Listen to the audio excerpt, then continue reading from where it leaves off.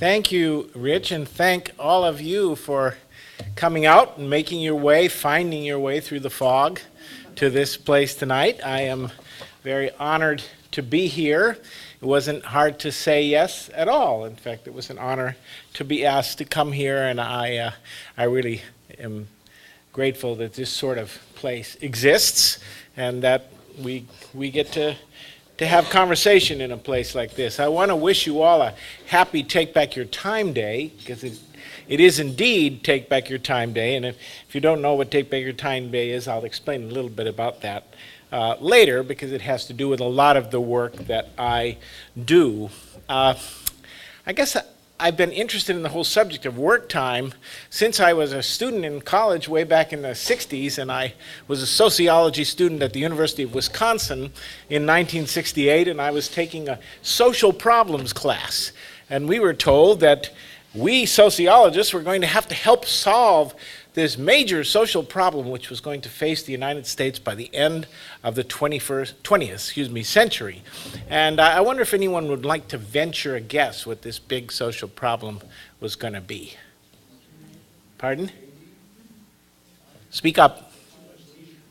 Somebody's, okay, this crowd is too smart. I can go home now. This is good. I was just testing you to see whether I could walk out of the room and you'd already know all the answers. Yes, we were told at that time that because of automation and this coming computer revolution that they called Cyber Nation at the time, that by the year 2000 we would be so productive. We'd be able to make stuff twice as fast, 3 times as fast. We'd be so productive that we'd only have to work 15 to 20 hours a week, paid. We would have 7 to 10 weeks of vacation a year, and we would have so much leisure time on our hands, we wouldn't know what to do with it. And I remember thinking, wow, like that's a problem I can deal with. But it wasn't the problem that we got, and strangely, as a public television producer here in Seattle, by 1990, I was realizing that the opposite was true. That when before I used to meet people in the street and say, "Hi, how are you?" and they'd say, "Fine," now they just say, "Busy." That was the standard expression by that time. You would try to have an appointment to say, I'm really sort of a social moth, and I like to get out and have conversations and lunches with everybody all the time, and I found that you had to look in people's calendar a month ahead to have lunch. I mean, it was like, what is going on here? Everybody was just so busy. In fact, that year, Time magazine ran a cover story called "The Rat Race," and it was like, what is America becoming? We're all rushing like crazy. Right after that, Juliet Schor wrote a very popular book called "The Overworked American," and she made the case clearly that in fact, instead of working less, Americans were actually working longer hours, and in the case of 2-parent families, significantly longer hours than they had been working in the 1960s. So something weird happened. And I asked, how did this occur? How do we get into this? What led to this? And was it a universal phenomenon? And I made a film for PBS that came out in 1994 called "Running Out of Time," and looked at this whole issue and really discovered that there were a number of reasons for this, but certainly I think one of the big reasons why we are working longer, or at least have been until the recession cut it back a bit, is that we have seen this immense increase in inequality in this country, and so the average person actually hasn't gained in income, even though they've become twice as productive. And yet, we still want the stuff, and we still have been consuming the stuff, and so in order to do that, we have had to do 2 things. We have had to work longer, have more people in the family working, and we have had to get ourselves in lots of debt. That's the way that we have been able to accomplish that. And when I finished Running Out of Time, and it had a premiere at UW, a friend of mine, Vicki Robin, who many of you may know, has Vicki spoken here? Rich around? Has Vicki Robin spoken here? Sorry? Has Vicki Robin spoken here? No. Okay, well, you need to get her anyway. She's got a new book coming out in January about local food, so I think you'll like. Anyway, Vicki was the author of a very popular book called Your Money or Your Life, which some of you may have seen. And Vicki came bouncing down the stairs to me at UW, and she put her hands on my shoulder and looked me in the eye and said, "John, you need to make a film about overconsumption, and I can help you find the money." And I said, "Vicki, you just said the magic words. Why don't you come down to KCTS and let's talk about it?" And indeed, she did help me find a major grant from the Pew Charitable Trust that led to my one mini hit of a film, which was called Affluenza. And some of you may have heard of that. It later became a book. Thank you if you've seen it. And to put in a little plug here, the third edition of the book will be coming out in January of next year, new and improved, like as seen on TV, all that stuff. So anyway, something to think about. But after I made Affluenza, I got invited to do a bunch of speaking and other things, and I wanted to actually get active again in the issues that my films were about. I didn't want to remain just a journalist, even though I was already a pretty partisan journalist. I call myself half Fox. I'm fair but not balanced. It's really hard to reach the Fox standards, but I'm halfway there, So anyway, but my films did have a point of view. And as we got together, Vicki and I and a number of other people, we were talking about what can we do to fight this rush of consumerism in our country and all of its impacts. And we thought we can't take this on by just telling everybody to wear a hair shirt and live in a cave. We can't tell people, you got to sacrifice for the planet, et cetera, because even if that might be true, it doesn't work. People just don't respond to that sort of thing. And so our view was that we had to talk to people about the sacrifices they were already making in order to perpetuate this economy of mass consumption. And in our view, the biggest sacrifice was time, was the amount we had to work to pay for it all, and the impact of that on our health, on our families, on our communities, on our environment, and many other things. And so in 2002, we started this organization, Take Back Your Time, and we came up with the idea of Take Back Your Time Day, October 24th. We chose that because it was 1 week before Halloween. No, seriously, we chose it because it was 9 weeks before the end of the year, and it represented the fact that in 2002, the average American worker was putting in 9 full more weeks of paid time on the job each year than the average European worker. So think about that. If you'd been a European, you had worked as many hours as Americans had worked. By that time, you could take the rest of the year off. So we picked October 24th, and for many years in communities around the country, there have been Take Back Your Time Day celebrations, some of them bigger than others, and certainly there's been a decline in those, but some communities and some colleges are still celebrating the day, and I would like to revive it again. We worked on several things. We worked on things like paid family leave. In Washington, we passed a bill, but we didn't pass funding for it, so it sort of didn't matter too much. So officially, you have paid family leave in Washington, but no budget. And we worked on the issue of paid sick days, and as you all know, Seattle is one of the first cities in the country to actually pass a paid sick days law, giving people paid time off when they're sick. By the way, there are only 4 countries in the entire world that do not provide at least paid maternity leave for moms when they have a baby by law. Those countries are the United States, Swaziland, Liberia, and Papua New Guinea. Now, when it comes to sick days, it's about the same. There's a handful of countries. And the third issue we started working on was the issue of vacation time, paid vacation time. Americans don't have any by law. In this, we are joined by 4 other nations in the entire world. Every other country has a paid vacation law. Those 4 are Suriname, Guyana, Nepal, and that paragon of human rights, Burma. Again, that's it. Every other country has at least a basic law, and if you live in Europe, you get at least 4 weeks off by law after your first year on the job. Getting ahead of myself here. And in some countries, you get more than that. So we wanted to get a vacation law passed, and in 2009, we worked with Congressman Alan Grayson of Florida, and I had the opportunity to actually write the first draft of a bill that was called the Paid Vacation Act of 2009. It was a very, very modest proposal. It would have required that American workers get at least 1 or 2 weeks off paid depending on the size of the company that they worked for. Now remember, 25% of American workers get none, 0 paid leave, and many, many others get only about a week. So this actually would have affected, maybe 30% of workers in the country would have gotten something out of this bill. But it was extremely modest. It would have been laughable in any other country. People would have thought it was a joke. Are you kidding me? 1 or 2 weeks? You got to be, you're crazy. Well, guess what the reaction was when this bill came into the Congress? The response was, oh my God, how can we possibly compete in the global economy if we give workers 1 or 2 weeks off? Think about that. The fact is, everybody we compete with in the global economy gives workers more than that.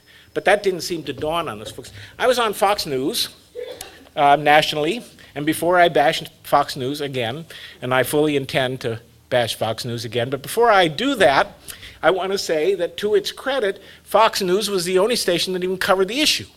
So they had me on one of their national shows. It was the Neil Cavuto show, but some guy was subbing for Neil. And in the course of this, I was over in the studio at Fisher Broadcasting, and they were somewhere in the ozone in New York.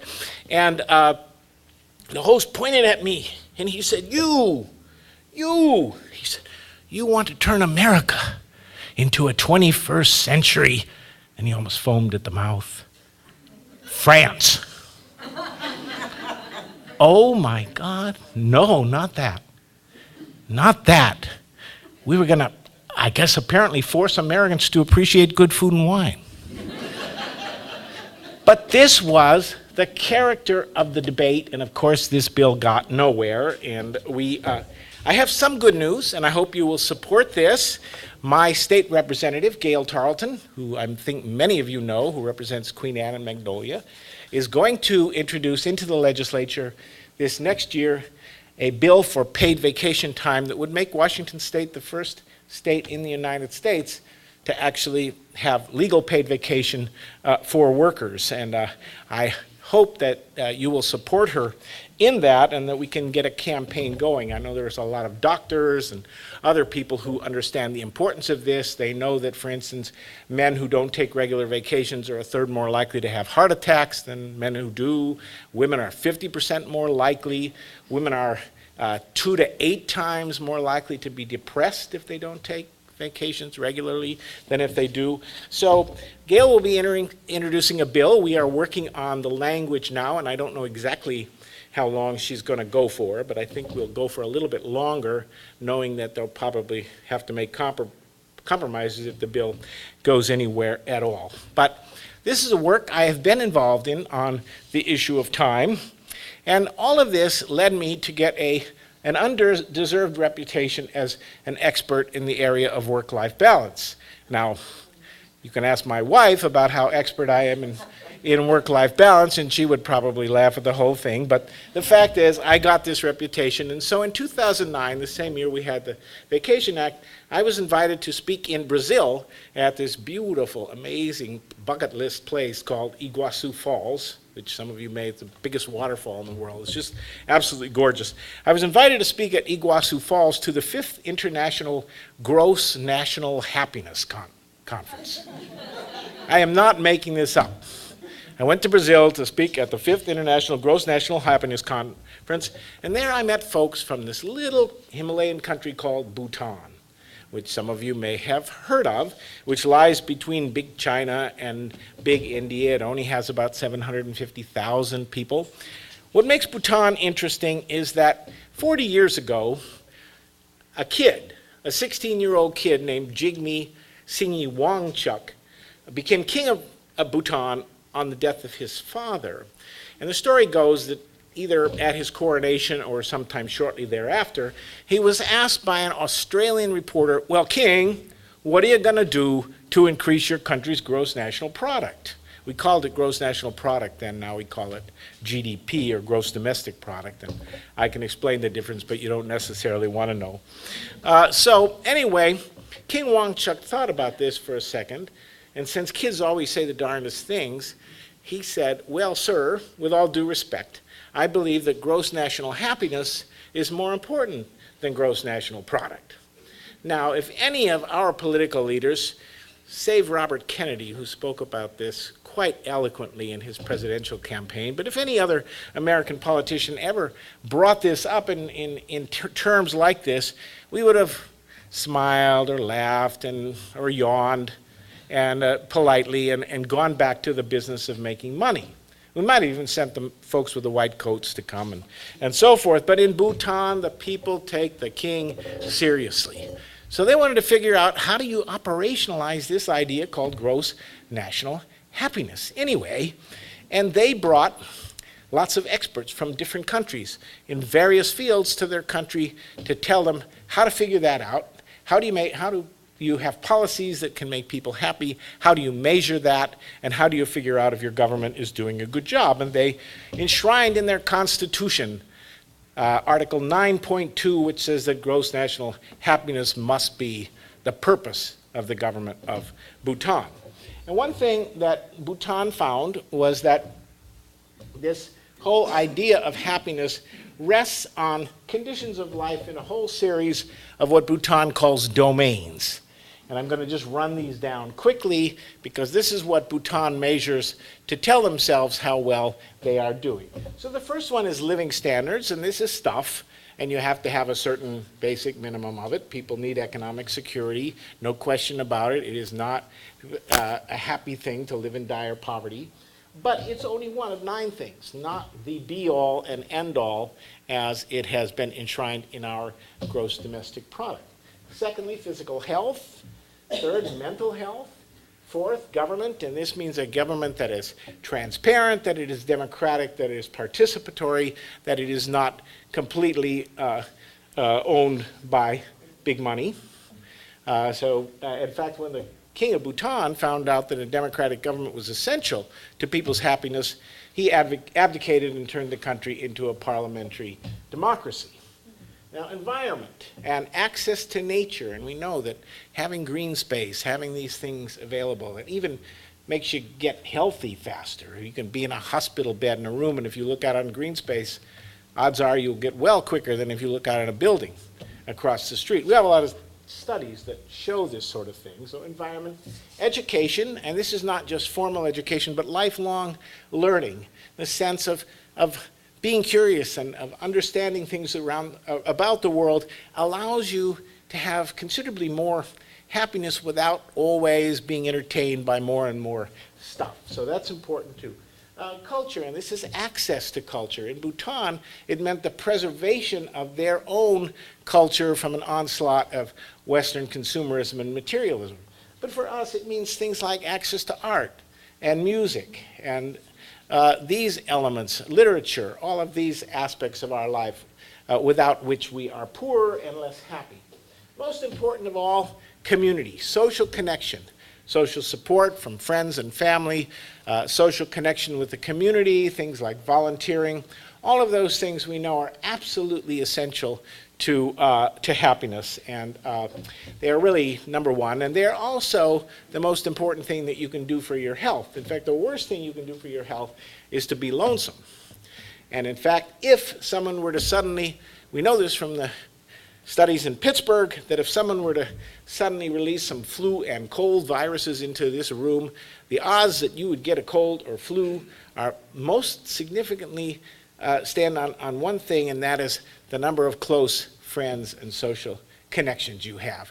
Friendship is an immune builder, and loneliness is just the opposite. And we are increasingly lonely in the United States. AARP, in cooperation with Time magazine, published a UCLA study in 2010 that showed that in the previous decade alone, the percentage of Americans over 45 who could be characterized as chronically lonely had increased from 20% of the population to 35% of the population, almost doubling. That is an absolute disaster. It's a tragedy for the people who are lonely, and we will also pay hugely, big time for it in our healthcare system because of the chronic illness that will result from it. Now, Here's the one where I come in, time balance, and that's why the Bhutanese were actually interested in what I do, because they believe that a balance of leisure and work is essential, and that living a rushed and hurried and stressful life is very anti-happiness, if you will. And then finally, this one is not from Bhutan, but we added this. I'm working with a group on this, and this is work satisfaction. How do you feel about your job? Are you doing something meaningful with your work? Do you have a boss who's a jerk or a nice person? Do you have a sense of control? Do you have adequate remuneration and adequate flexibility and hours? All of these things in our society are hugely important for happiness, though somewhat less so in Bhutan, where people do not normally work in large offices and factories. So I came back from Brazil, having met a number of people from Victoria, BC, who were actually using these domains to survey Victoria's population to see how well they were doing. And I was amazed by this, because I never saw it in our papers, and Victoria is only 80 miles away, but it was a great thing. So I invited the head of that project, a fellow named Michael Pennick, to come down and talk to the Seattle City Council. And we then developed a thing called the Happiness Initiative here in Seattle. You can find that at the website happycounts.org. And we put on that site a survey now that takes about 15 minutes. And when you take that survey, you will get a score in each of these dimensions of life and a comparison with the national US average, so you have a sense of how you are doing.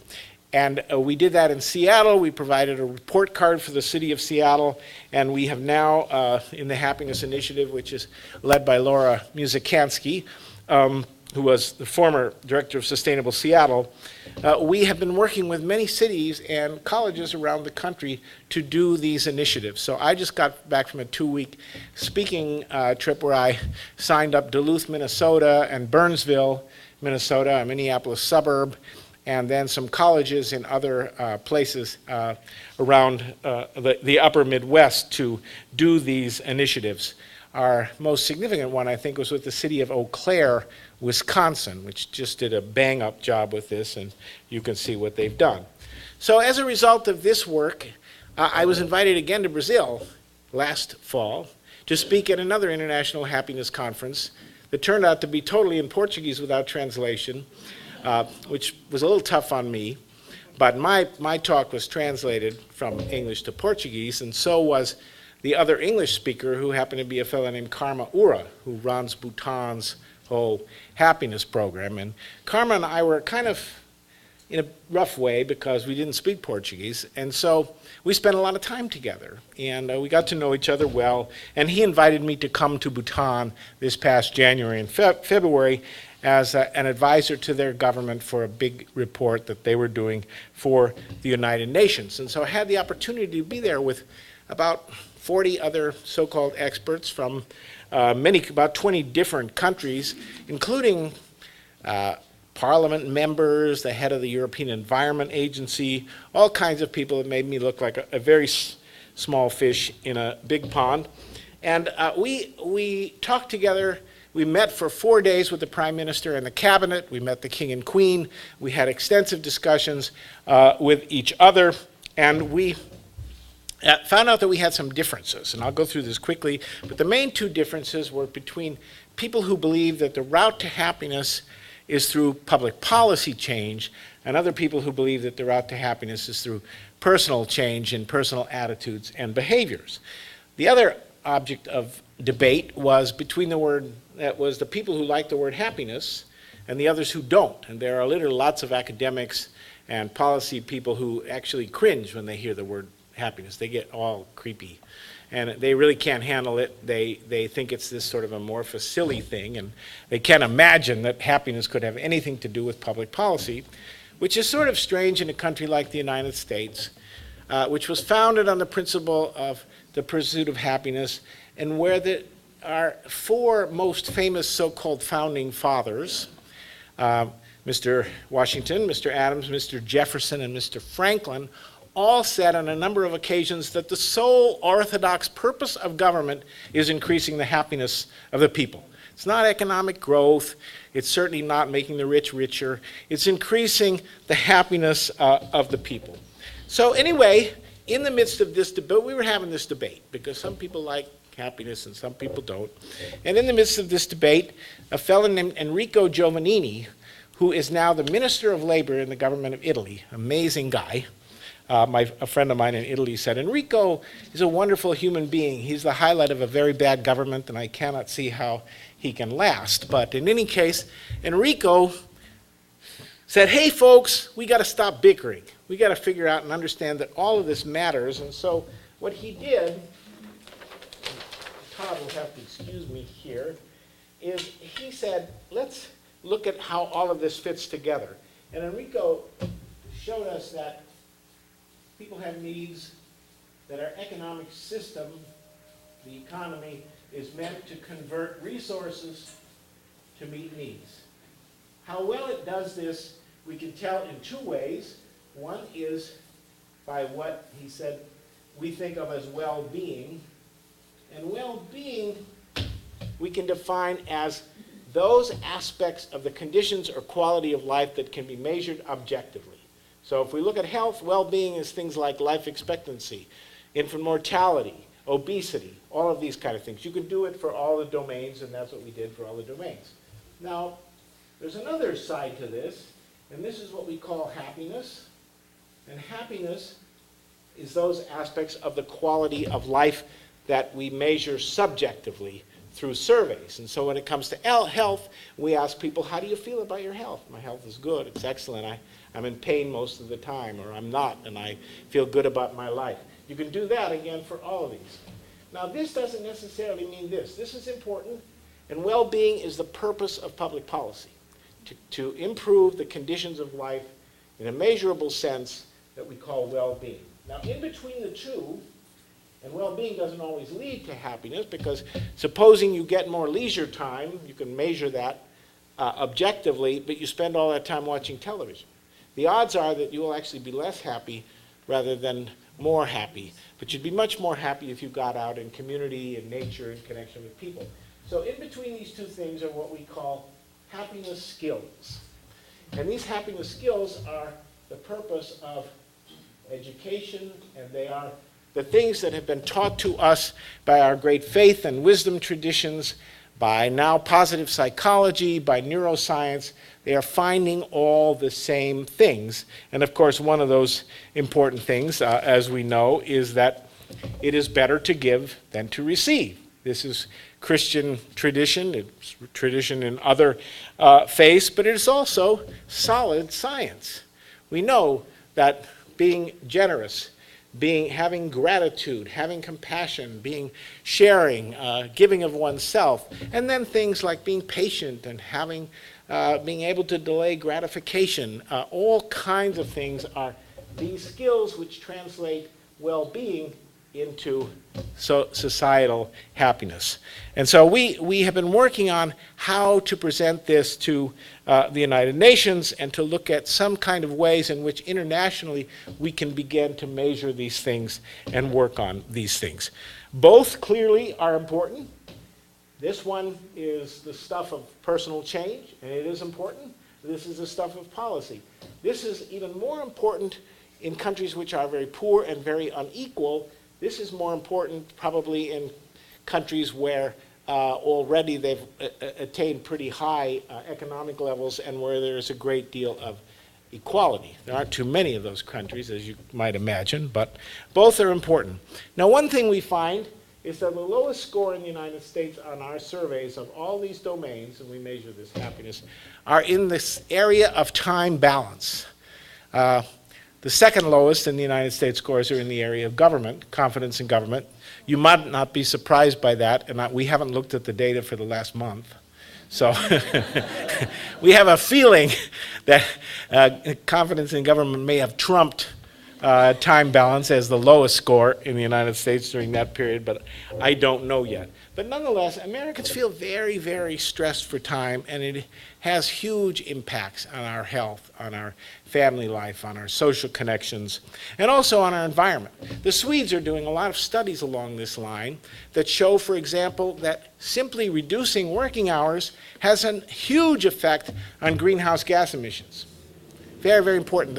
This is key work right now of the Swedish Environmental Protection Agency, and if anybody's interested, I can show you, give you links to some of the connections of this kind of work. Very, very important work. But the other thing is, time balance has a big effect on many, many things, and I just want to get into one before I come to the very end of this talk. I'm almost done. Where am I? How long have I been going? Oh. Okay, well, I don't have too much more to go. But I know that in this country, we have an attitude that those namby-pamby nanny states, which, by the way, according to Gallup, are the happiest countries in the world.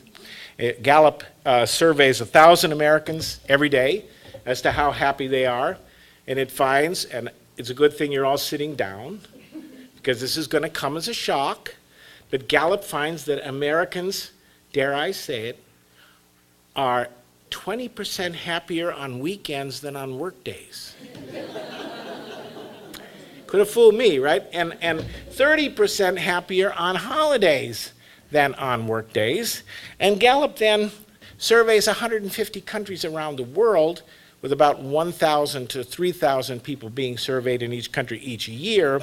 And Gallup has a whole ranking of the entire world based on happiness levels, and it's more complex, but you can find that online. You can go to the World Happiness Report 2013 of the United Nations, and if you go to the second chapter of that report, just Google it, you will find the entire world laid out in terms of life satisfaction and happiness. So anybody know what the #1 country in the world is in happiness?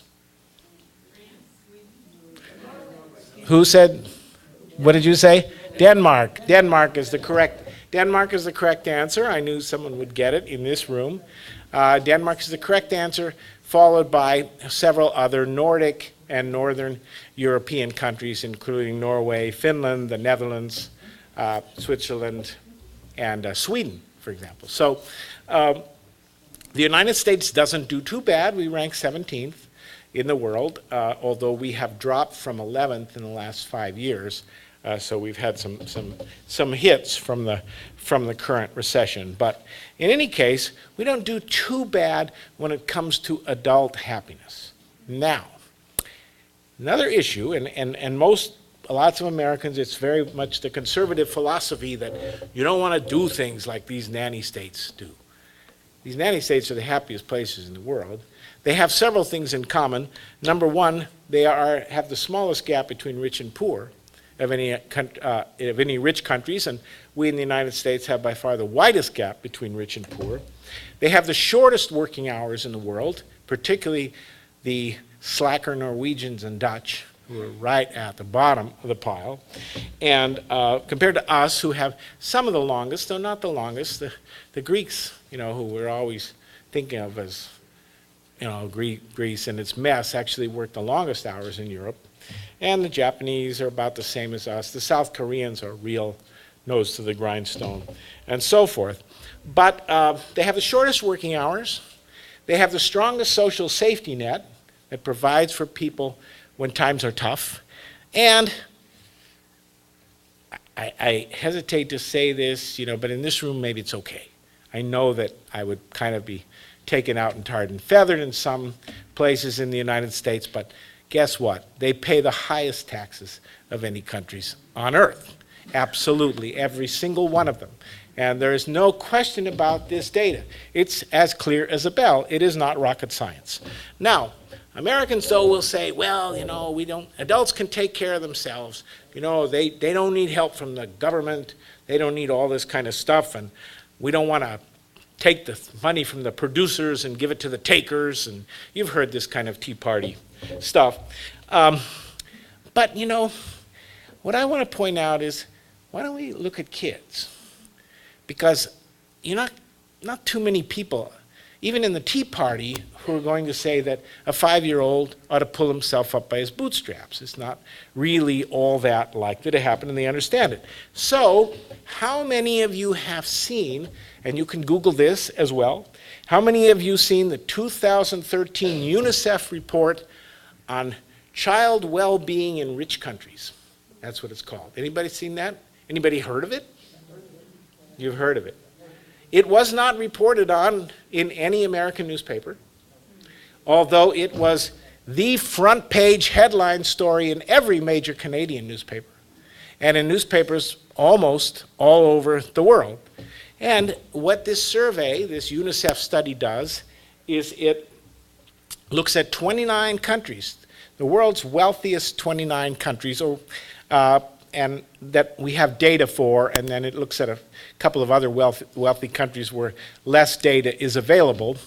And guess where we place out of 29 in the well-being of children? Not 29th, it's not that bad. Romania is 29th. Latvia is 28th. Lithuania is 27th. 26 is the right answer. 26th is the answer. Now, what this does is it looks at 5 key areas of children's lives. So it looks at material well-being, what is the poverty rate, what is the security that these children have in their lives, the material security. It looks at physical health. It looks at risky behaviors and safety. It looks at environmental pollution and quality of housing conditions, and I'm forgetting one. It looks at education. So these 5 areas, and interestingly enough, the United States, the best we do in any of these 5 areas is 23rd, and that's in education. And the worst we do is 28th, but not so good, not so good at all.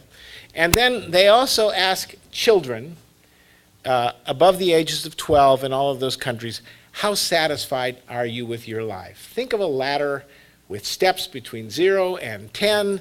Where would you put yourself? How satisfied would you say you are about your life?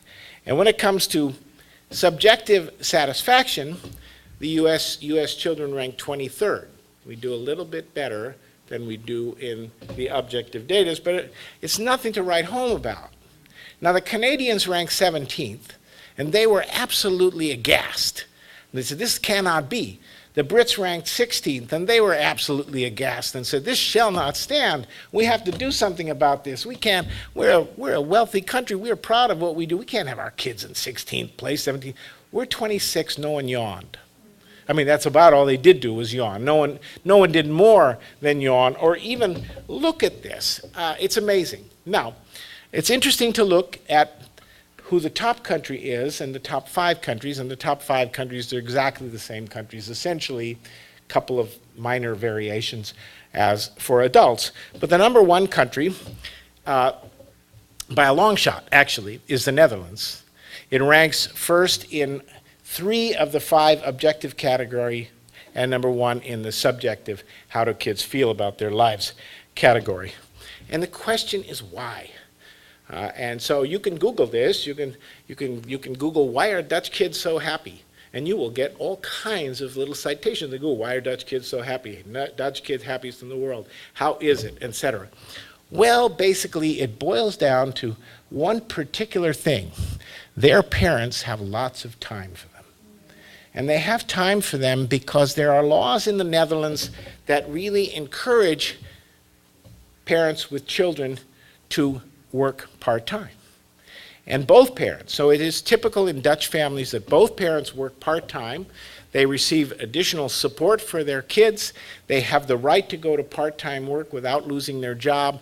Their benefits are prorated. They keep the same hourly salary. There are many, they go into lower tax brackets, and they love this. And it is hugely popular, and this same policy now is being adopted in Germany and Belgium and will probably be adopted throughout the European Union. Now, how did this policy, which is called the Working Hours Adjustment Act, which was passed in 2000 in the Netherlands, who passed this and why? It's a good question. Sounds pretty liberal to me, right? I mean, it's socialistic. You know, this kind of thing, government stepping in and helping all this. Well, you know, it turns out this law was passed by the Conservative Party in the Netherlands, the Christian Democratic Party, which took its Christianity seriously and which had a whole campaign, like we've heard in this country, about family values. We need to value families. And how do you value families? You make it possible for families to be together and spend time together. You don't say parents can't have any leave when they have a kid. You don't make parents work overtime and put kids in daycare at 1 month and do all the kinds of things that we take for granted in this country, punish parents for taking time off even when their children are sick, and we fire thousands of people each year because they took time off for being sick. We do that, you know. I mean, but anyway, they believed in this. And so the Dutch prime minister at that time, a guy named Ruud Lubbers, said, it's true that we work hard in the Netherlands, that we're very productive. However, we don't work long. Our hours of work are rather short. In fact, they are indeed, along with the Norwegians, the shortest in the world. He said, we like it that way, because that makes it possible for us to take care of all those other important non-material aspects of life, taking care of each other, volunteering, being out in nature, all of these kind of things for which we are not paid and for which there is never enough time. End of quote. This is family values. This, in fact, is, you know, and I say this without trying, I don't want to get preachy, but I am in a church, so I say that this is religious values. This is practicing these kinds of things. Somehow we have not got this through our head as a nation, that it is not rocket science. It makes sense to take care of our kids. It makes sense to have parents and the community have time to spend with their kids, and the result is positive. And the children are better off for it, and they become more productive and more and better citizens for doing so. So let me finish up by saying that I've talked about this a lot. You know about the Occupy movement. It started in Zuccotti Park in September of 2011 in New York City. What you may not know is that there was an original Occupy movement, and there was a novel written about it, which was published in Lower New York in September of 1911, exactly 100 years to the month before the Occupy movement. And the title of that novel is, and you can read it free online, the title of that novel is The 9/10. And it is about the 99%, except it's a little more realistic because really it's more like 9/10 who are suffering. And it is written, this novel, by a man named James Oppenheim, who is much more famous for writing a poem, later turned into a song, which you can also listen to. It's a beautiful song. You can listen to Judy Collins' version or Joan Baez or John Denver, whoever you like. There's all kinds of versions online. It's called Bread and Roses. You've probably heard that song or heard of the poem. The story is that the poem was written to commemorate the Lawrence textile strike in Massachusetts in 1912, but that's sort of impossible because the poem was written in 1911, so unless the writer were clairvoyant, that could not have been the case. It was actually written about a great uprising in New York City called the Uprising of the 30,000, in which thousands of textile workers walked out of their mills to protest, to fight for safety rules, for higher wages, and for shorter hours. But in the poem, and also in Lawrence, where striking women were said to have carried banners that said, "We want bread and roses too," bread is the symbol of money, of higher wages, of stuff, the same way we use the word colloquially ourselves. And up to a point, we really need it, no question about it. It's not good to be dire poor. But roses are the symbol of shorter hours, shorter work time, time to smell the roses, time, in the words of the poem, for art, for love, for beauty, for all the things their drudging spirits never knew. Time for all of the material things in life, the things that are not things but are the best things in life. And I think we have made a mistake in this country, and particularly since World War II, in which we've really put all of the emphasis on the bread and on the money and on the consuming, but we've left the roses to wilt. And in my view, it's time to water them again. Thank you.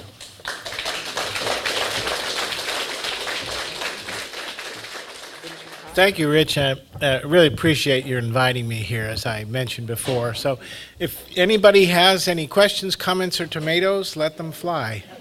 Yes. Well, that's a great question. For one thing, I want to get rid of the idea, which is too much in the media and which the people in Bhutan really don't like at all, that somehow Bhutan is the world's happiest country. It is not. It never claims to be, and its view is that it would like to be much happier than it is. Bhutan is a poor country. It is surprisingly neat in many ways. There, I saw no beggars. I saw no homeless people in Bhutan. I did see drunks. Alcoholism is actually a serious problem that the government is aware of. It actually comes from a couple of factors, one being that alcohol is quite cheap there and it's very strong. And number two, it comes from the factor that it is a part of sociability, and Bhutanese are very social and have constant dinner parties with large groups of people where the ara, the rice wine, flows, and I was invited to several of those and did my best to retain my sobriety, but I'm not sure I was always successful. In any case, Bhutan did become, again in 2008 was its first parliamentary election, just had a second parliamentary election this year. The king, the young king, I had the chance to meet. His name is also Jigme Wangchuk. He has some different middle names. And I met the queen, and her name is Jetson Pema. They are tall for Bhutanese. The king is nearly 6 feet tall, and most Bhutanese are much smaller. And they are crazy about basketball. And so I'll just tell you a little fun incident. When I met the king, I'd heard that the king liked basketball. And so the first thing there was a little group of us, and the king came up to us, and he cracked a joke, so I figured it was okay, even in the presence of royalty, to crack a joke of my own. So I said, "Well, sir, Your Majesty, I hear you're quite the basketball player." And he said, "Well, I try." He said, I'm supposed to be doing archery because that's our national sport, but I've never been any good at that, and what I really like is basketball." And I said, "Well, I'm from the United States, and we have a president who likes basketball." And he said, "Oh, I know that, and I understand that he's very competitive and he uses his elbows a lot." And he said, "What I'd really like to do is play a game of basketball with President Obama." So I said, "Well, I know some people that at least I can see if they could get that question to President Obama to see if that might happen."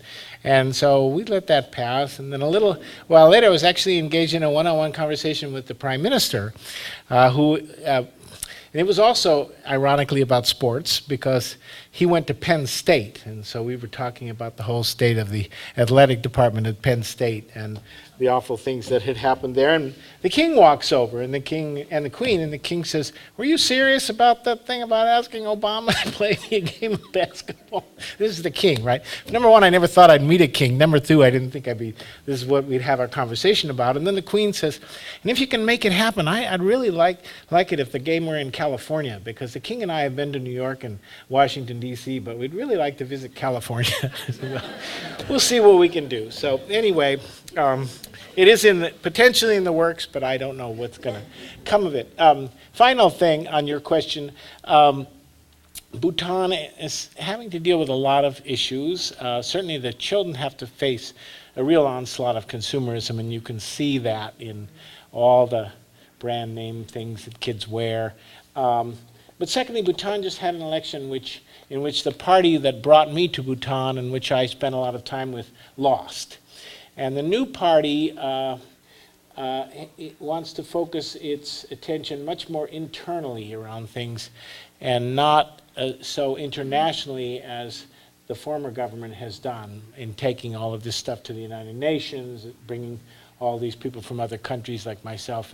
So it's too early to tell what all of this is going to mean, but I think Bhutan is going to play a much more subdued role in the whole happiness movement around the world, and others of us will have to take up that mantle. Yes? You know, it may be too early to tell totally, and you know, I like to hedge my bets a little bit. I'm not a very outspoken guy, so you know, I kind of like to be moderate in all things. And I don't know. I mean, I think social media has polarizing effects. I think for some people, it's actually bringing them together and connecting people, and who also use it for real. I have to be honest with you. I like Facebook, and I have made lots of real friends who I've originally connected to on Facebook, and then met them in reality and have great friendships with them. On the other hand, I do believe that it can also become just a sink of time, and people can be disconnected, and they can use it for, you know, I once, just as a joke, I posted on Facebook a little thing that said, "Today I stubbed my toe, it hurts like hell, the doctor says I will live." Well, I got more responses of people actually saying, "Oh, that's too bad, I'm feeling sorry." It was meant to be a joke, you know, to that comment on Facebook than to anything I ever posted. I mean, and so then it's sort of telling me, well, I don't know, you know, some second thoughts. But I guess it depends on how we use it. Like everything else, it's a tool, and I do believe that it has some positive potential, but it also has a lot of potential for negative impact, and just kind of have to figure out how it plays out. Yes. You know, I don't want to say that. I think if you look at happiness trends in the United States since the 50s, they haven't really gone down. They're flat. They go down a little, they go up a little, but essentially they're flat. But the interesting thing, of course, is that GDP has risen enormously, and happiness, and what we refer to in it's a measurement used in some states called genuine progress indicator, is actually flat or maybe slightly falling. But there are so many factors that play a role in that. I would, pardon?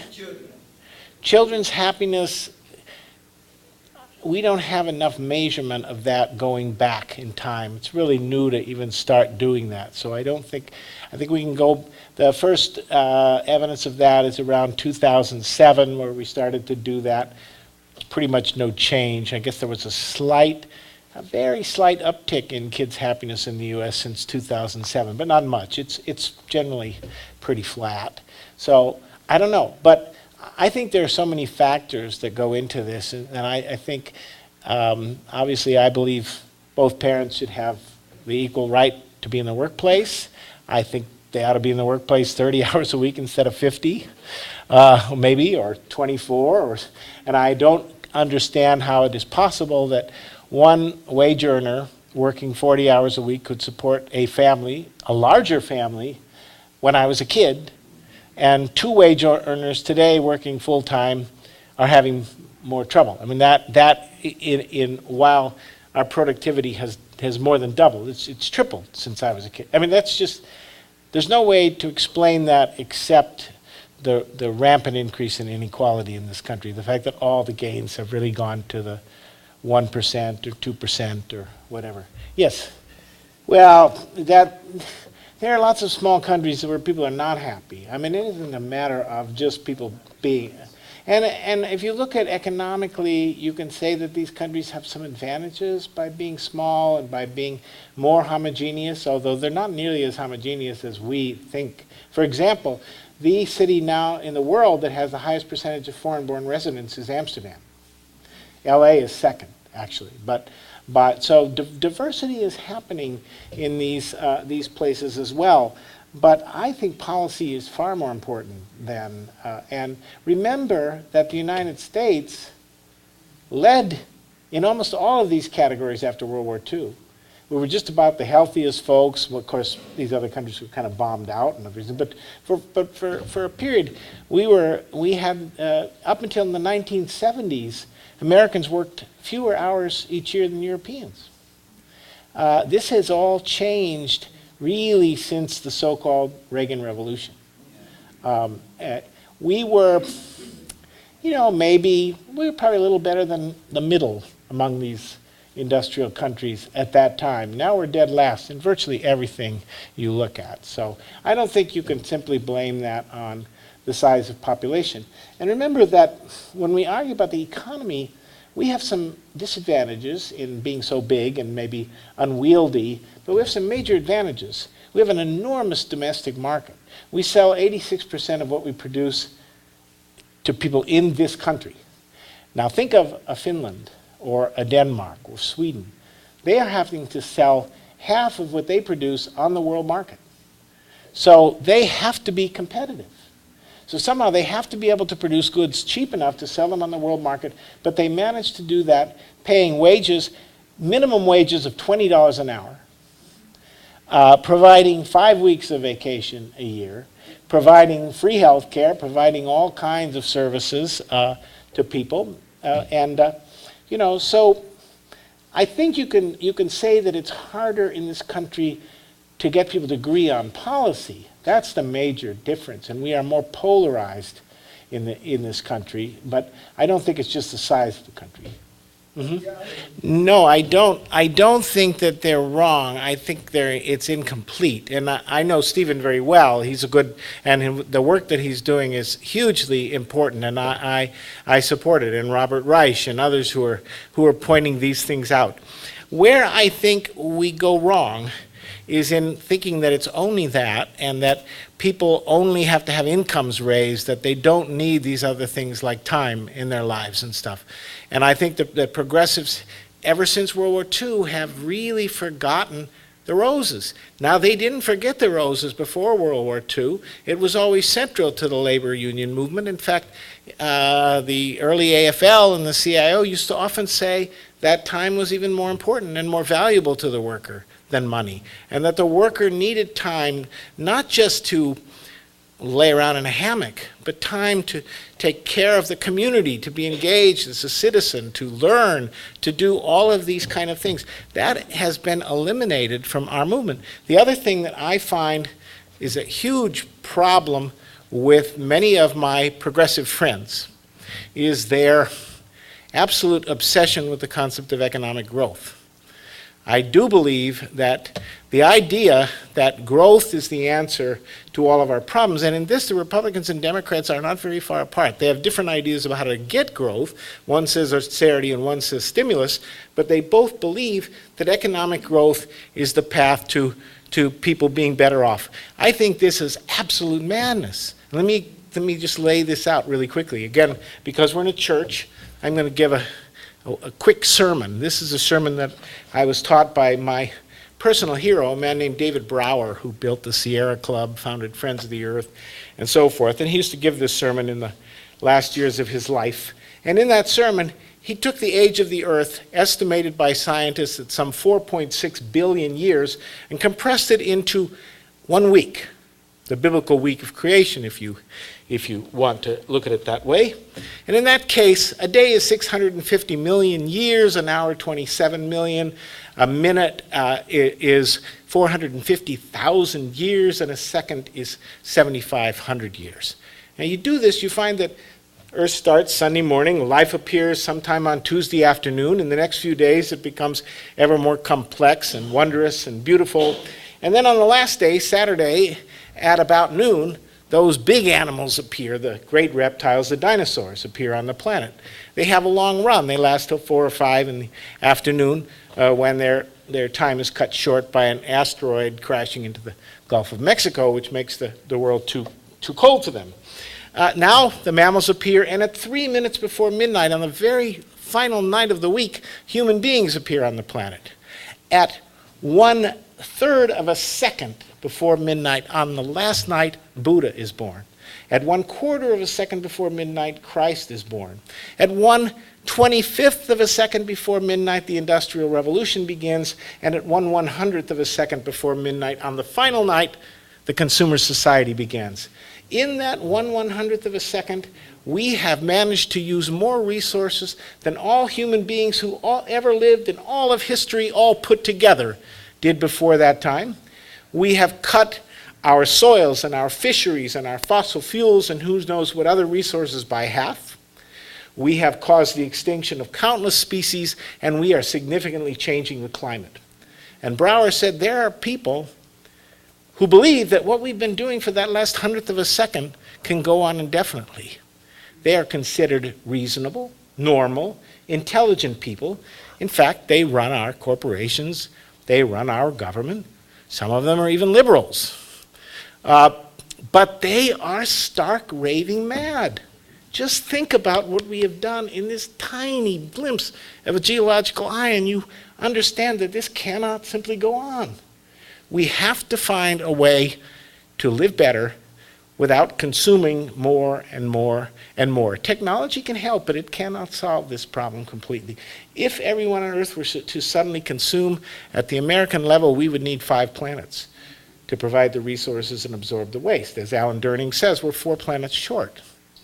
So these are the places where I differ with other progressives. I don't differ at all on the importance of dealing with inequality, but I think we also need to talk about time, about non-materialistic values that matter, and we need to talk about growth. And we need to talk about growth as something that simply is not unlimited.